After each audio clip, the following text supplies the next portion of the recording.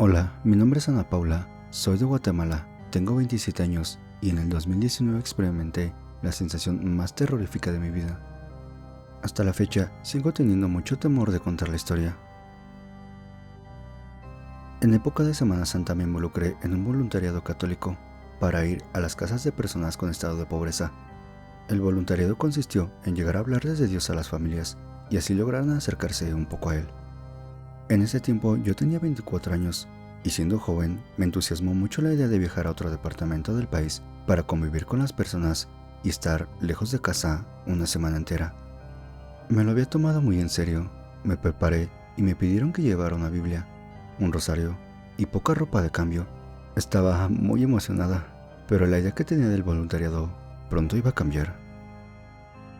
Viajé en transporte colectivo hasta la casa central de las monjas vicentinas, en la ciudad capital de Guatemala.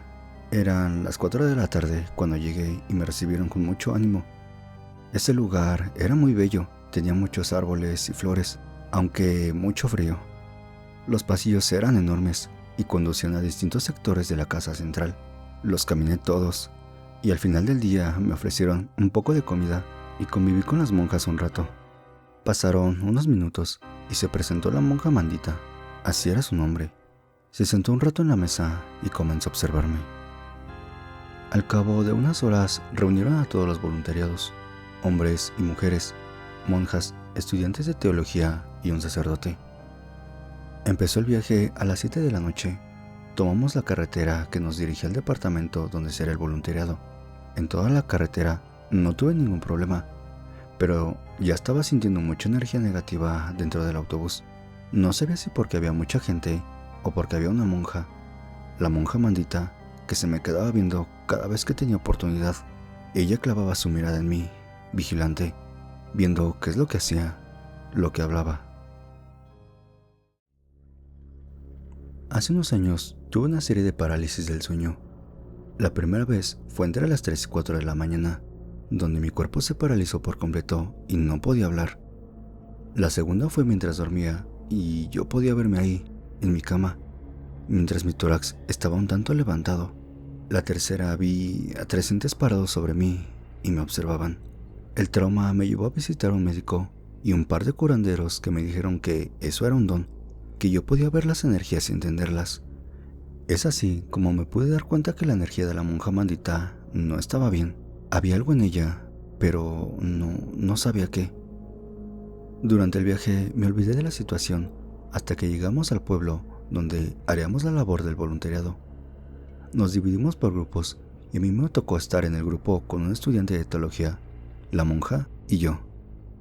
Nos quedamos en una casa que nos preparó una familia a la que visitamos primero.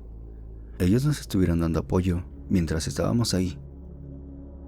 Las personas del pueblo tenían una pequeña iglesia donde hacía mucho que no celebraban misa y el sacerdote del pueblo tenía tiempo sin visitarlos. Entonces la monja propuso que ella y el estudiante de teología harían la misa para las personas. Ellos aceptaron con mucho gusto. Yo me quedé callada y observé la reacción en el rostro de la monja. No era una reacción pacífica, era más bien perversa. La casa donde nos quedamos contaba con 2 habitaciones. Por tal razón, el estudiante ocuparía una y yo me quedé en la misma habitación con la monja. Desde ese momento, comencé a sentir esa energía negativa con más frecuencia.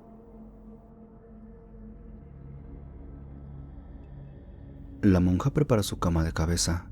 Ella dormía de una manera muy extraña. Es decir, la cabeza donde se ponen los pies y los pies donde se pone la cabeza. Pero lo más extraño es que dormía boca arriba con las manos sobre el pecho, cual cadáver.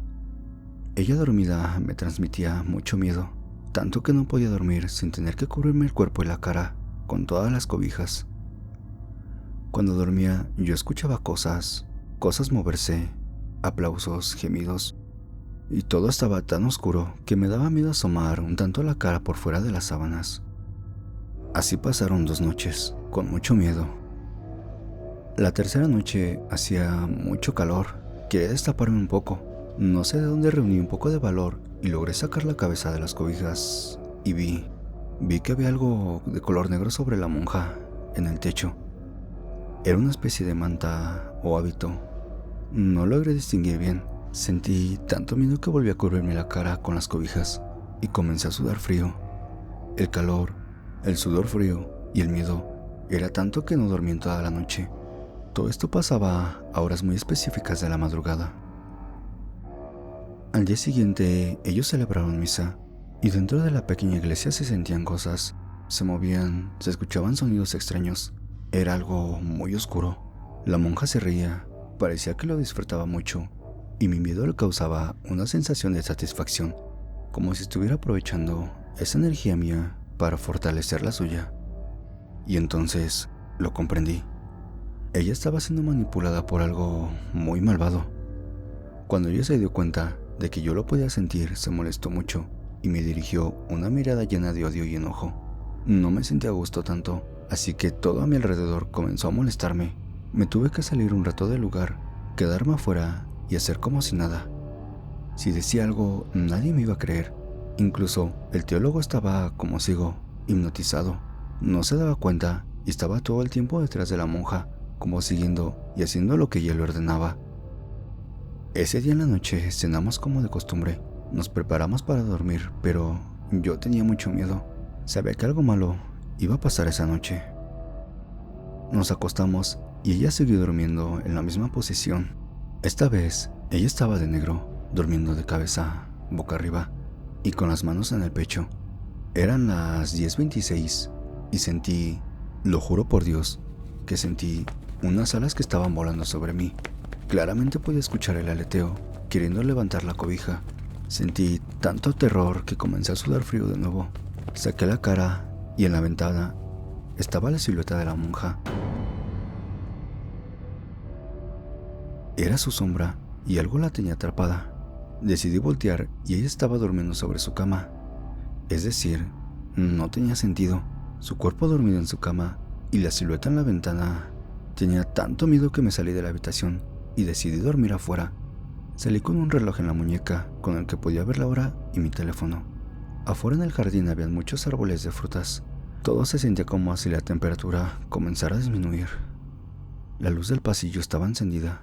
Pasaron unos minutos y comenzaron a salir de la nada muchísimos murciélagos que volaban por todos lados inquietos y se metían al pasillo donde yo estaba. Vi la hora y eran exactamente las 12 de la noche y yo recuerdo perfectamente bien aún. Me tiré al piso, comencé a orar y a orar una y otra vez, pidiendo protección. Pasaron así las horas con mucho miedo y mucho terror, ya que los sucesos paranormales no dejaban de suceder.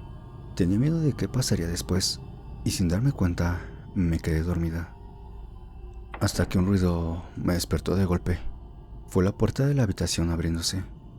Sentí inmediatamente a alguien parado a mis espaldas, y era la monja, que no tenía ninguna reacción, solo me estaba observando. Yo grité, y grité tan fuerte que comenzaron a salir lágrimas de mis ojos. Grité como nunca había gritado en mi vida, y ella solo se reía, mientras yo estaba tirada en el piso llorando de terror a sus pies. Y ella no hizo absolutamente nada. Simplemente se dirigió adentro, cerrando la puerta.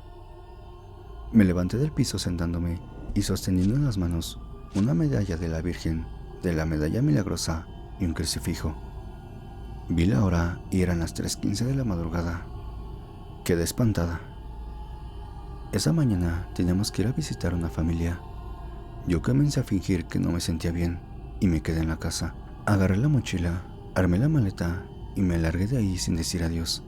Sin decir nada, me fui, sabiendo que la monja estaba poseída por algo malo y que disfrutaba mucho de eso, porque lo sabía. Y eso, más allá de todo, es horrible.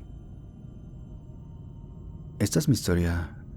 Desde entonces, esas malas energías no me han molestado más, pero sigo comunicándome con las almas y las energías de las personas.